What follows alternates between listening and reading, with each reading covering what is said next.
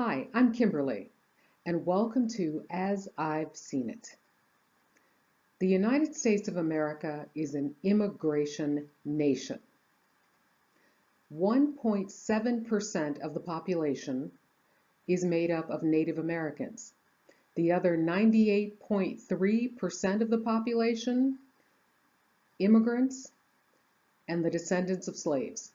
Those who want to boil the United States down to one type of person or people who only look a certain way don't know America. They certainly don't know America's history. Long before Europeans discovered what we now call North America, there were millions of people already living there.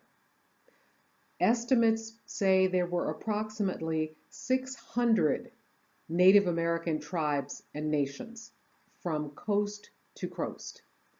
That means hundreds of languages, thousands of dialects, different cultures, different customs, different practices. In other words, America has been multicultural since long before the Europeans arrived. The first Europeans to show up, of course, were the Spanish. They brought Africans with them. The French began to colonize Canada in the 1520s or so. The English arrived in the early 17th century, followed by the Dutch and the Swedish and lots of other people, as well as the Africans who were there as slaves.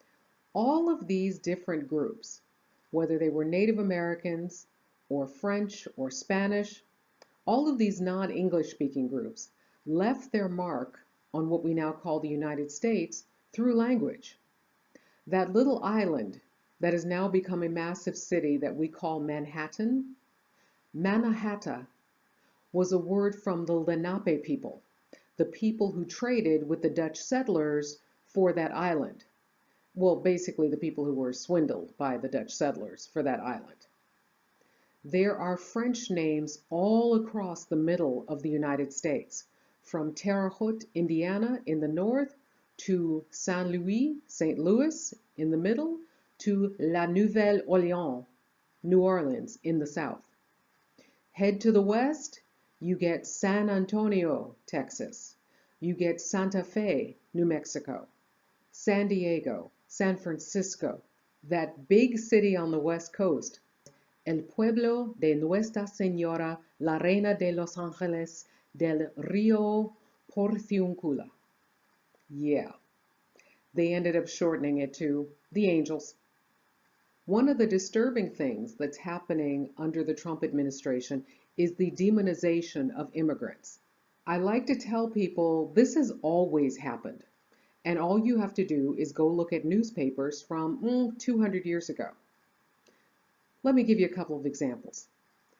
Look at how people talked about the Irish. The Irish were seen as barely human.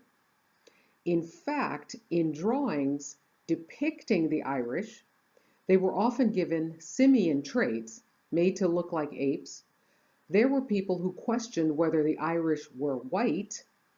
There was all sorts of pseudoscience used to denigrate the Irish, who were basically just one step above those Negroes. The Chinese came across, of course, to the western part of the United States, and people were up in arms. They were having meetings to get rid of the Chinese, to just curb their activity, all sorts of crazy, crazy, crazy. By the end of the 19th century, the new demons were the Italians, and people had to question, are they even white? That was the ultimate insult to some of these European groups coming to the United States. They're not white. They're something else. They're not white. Oh. By the time we moved into the 20th century, the group demonized Germans. Germans had been in the United States since before the founding of the United States. There are plenty of people, unfortunately, who don't know their American history, or who've ignored or rejected parts of American history. See, these are the people who call themselves white nationalists, and they swear up and down that America is a white nation built by white people. If that were true, you wouldn't have needed slaves? I'm just saying. So for those who think only people of white European descent built America, they're missing a couple of important things. For example, the Transcontinental Railroad would not have happened without the Chinese workforce that built it. Two-thirds of those working to build the Transcontinental Railroad were Chinese. We've been conditioned by movies, by Westerns. What many people don't know is that there were plenty of black cowboys. There were black marshals. There were black pioneers as African Americans, newly freed slaves and their descendants, moved across the West. They were at times liaisons between the Native Americans and white settlers. Flight was the big deal in the 20th century. We know about the Wright brothers and Kitty Hawk. We know about Charles Lindbergh, but do you know about Miss Bessie Coleman? Right after World War I, this young woman decided she wanted to learn how to fly because flying was all the rage, but you had to basically be white and you had to be rich. So she applied to various flight schools who all turned her down. They refused to teach her, a woman, first of all, and a black woman at that, how to fly. So using her savings from her 2 or 3 jobs that she had, and with the help of friends, she went to France to learn to fly. She spent months learning, came back a hero, came back famous, was all over the newspapers because she had gotten her pilot's license.